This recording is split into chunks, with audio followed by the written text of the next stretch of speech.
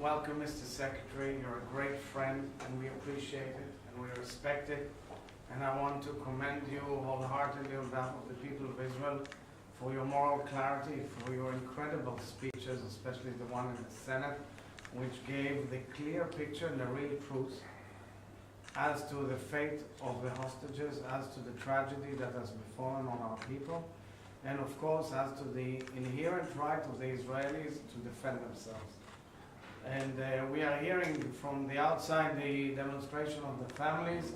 Our heart goes out to them. We understand it. We want their immediate release. And finally, I want to say something with due respect as to the humanitarian and the international law abiding by the State of Israel. So this is a leaflet which we are sending by over 1,200,000 leaflets to the citizens of Gaza.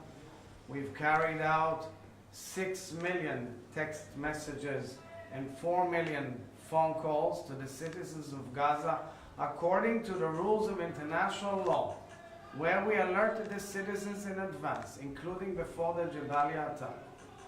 Please move out, because as we have the right for self-defense, we want you to go out of the premises from where missiles and guns and bombs and mortars are shelled at our people, and from where the horrendous, atrocious attacks went out.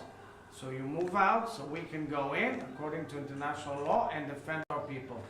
6 million text messages and 4 million phone calls and 1.2 million pamphlets and phone calls in addition to all of that speaks for itself as we protect the civilians, moving out to safe zone, giving them the right and necessary humanitarian aid, and enabling ourselves to defend ourselves. Thank you, Mr. Secretary.